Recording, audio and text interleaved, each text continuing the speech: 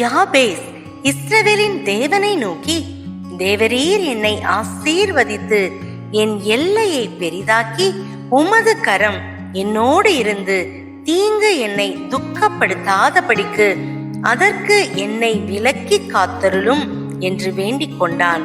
அவன் வேண்டிக் கொண்டதை தேவன் அருளினார். 1 நாளாகமம் அதிகாரம் 4 வசனம் 10. Jabez cried out to the God of Israel, "Oh, that you would bless me and enlarge my territory. Let your hand be with me and keep me from harm, so that I will be free from pain." And God granted his request.